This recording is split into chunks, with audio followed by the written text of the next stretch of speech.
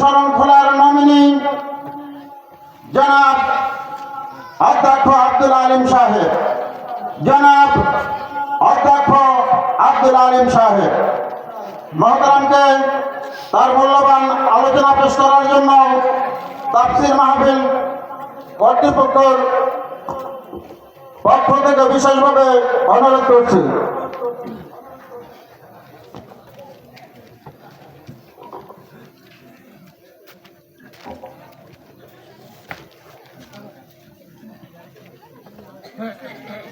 أعوذ بالله من الشيطان الرجيم بسم الله الرحمن الرحيم الحمد لله رب العالمين الصلاة والسلام على رسوله الكريم وعلى آله وأصحابه أجمعين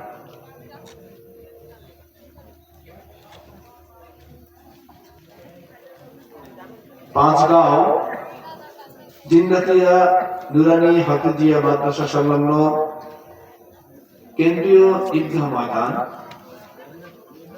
এই ময়দানে পবিত্র ইসলামী সেমিনার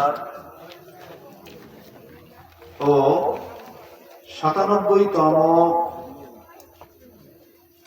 তাফসীরুল কুরআন মাহফিল আলহামদুলিল্লাহ। তার মানে এই মাহফিলটি ৯৭ বছর পরিপূর্ণ করতে যাচ্ছে। আর জোরে বলে যারা লড়াই করবে ন্যায় প্রতিষ্ঠার জন্য আল্লাহর পথে, আর যারা কাফের তারা লড়াই করবে পৃথিবীতে অন্যায় অত্যাচার নির্যাতন নিষ্পেষণ টিকিয়ে রাখার জন্য জালেমের পক্ষে। কথা ঠিক কিনা বলেন? এখন আমি আপনাদেরকে জিজ্ঞাসা করি, আমরা যারা আজকের এই মাহফিলে উপস্থিত হয়েছি, আমরা কি আল্লাহর নির্দেশ অনুযায়ী বাংলাদেশের মাটি থেকে চিরতরে সকল ধরনের জুলুম নির্যাতন নিষ্পেষণ বৈষম্য দূর করতে চাই কিনা বলে? আমরা চাই কিনা জোরে বলে? আমরা চাই। তাহলে এবার আমি জিজ্ঞাসা করি, পৃথিবীতে আল্লাহ জমিনে আল্লাহর দ্বীন প্রতিষ্ঠিত না হওয়া পর্যন্ত স্থায়ীভাবে নির্যাতন নিষ্পেষণ বৈষম্য দূর হওয়া সম্ভব না। কারণ আল্লাহ রাব্বুল আলামিন ভালো জানেন যে কোন ব্যবস্থার মাধ্যমে সত্যিকার অর্থে নির্যাতন নিষ্পেষণ বন্ধ হতে পারে। আমরা সংস্কার করছি না, আমরা সংস্কার চাই, কিন্তু মনে রাখতে হবে পৃথিবীর মধ্যে সবচেয়ে লেটেস্ট সংস্কার হচ্ছে ইসলাম। কিয়ামত পর্যন্ত যার কোনো সংস্কারের প্রয়োজন নেই। ইসলাম যদি প্রতিষ্ঠিত হয় তাহলে সত্যিকার অর্থে বাংলাদেশের মাটি থেকে নির্যাতন নিষ্পেষণ বৈষম্য দূর হয়ে সত্যিকারের শান্তি প্রতিষ্ঠিত হতে পারে। প্রাণপ্রিয় ভাইরা আমার, আমাদের সন্তানেরা, আমাদের কিশোরেরা, আমাদের যুবকেরা, আমাদের কন্যারা বাংলাদেশের বুক থেকে নির্যাতন নিষ্পেষণ দূর করে ন্যায় এবং ইনসাফ ভিত্তিক সমাজ প্রতিষ্ঠা করার জন্য জুলাই এবং আগস্ট মাসে তারা জীবন দিয়েছে, তারা লড়াই করেছে, নিরস্ত্র অবস্থায় সশস্ত্র যোদ্ধাদের বিরুদ্ধে তারা বুক পেতে দিয়েছে একটি মাত্র লক্ষ্য। সেটা কি? যে বাংলাদেশের মাটিতে আর কখনো কোনোদিন যেন কোন ফ্যাসিস্ট সরকার স্থায়ী হতে না পারে। কথা ঠিক কিনা বলে? বাংলাদেশের মাটিতে আর ভবিষ্যতে যেন নির্যাতন নিষ্পেষণ প্রতিষ্ঠিত হতে না পারে, এই জন্য তারা জীবন দিচ্ছে। কথা ঠিক কিনা বলে? বাংলাদেশের মাটিতে অতীতে বৈষম্য চলেছে, ভবিষ্যতে এই মাটিতে এই দেশে আর যেন বৈষম্য সৃষ্টি করতে না পারে এই লক্ষ্যে তো তারা জীবন দিয়েছে। কথা ঠিক কিনা বলে? আমি আপনাদের কাছে জিজ্ঞাসা করতে চাই যে সন্তানেরা যে লক্ষ্যে জীবন দিল আমরা কি সেই লক্ষ্য বাস্তবায়ন করতে চাই কিনা বলেন? আমরা কি সেই লক্ষ্য বাস্তবায়ন করতে চাই?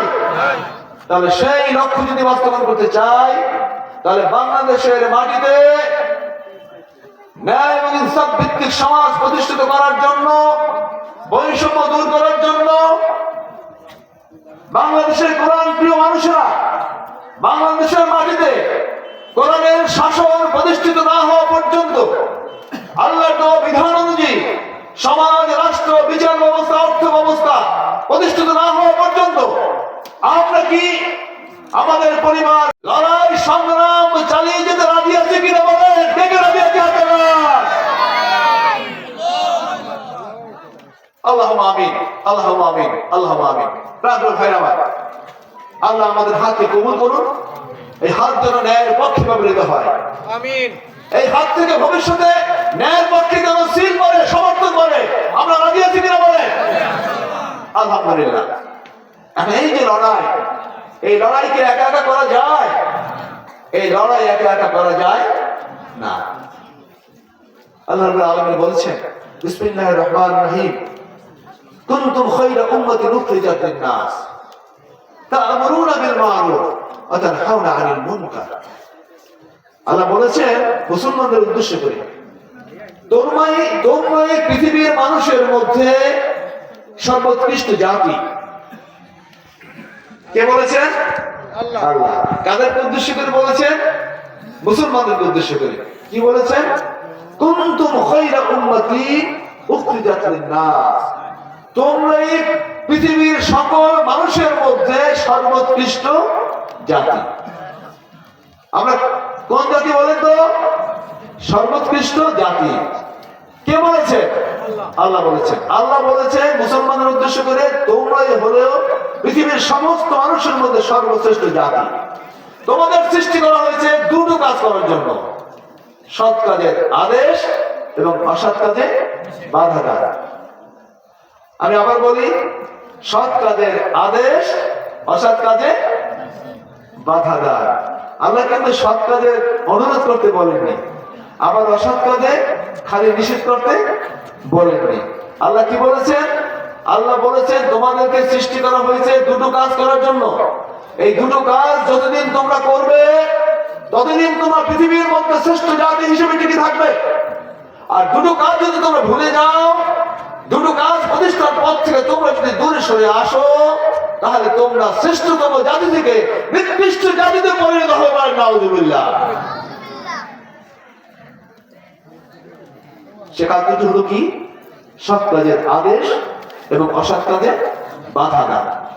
আচ্ছা, সৎ কাজের আদেশ, সৎ কাজের আদেশ কি একা একা করা যায়? একা একা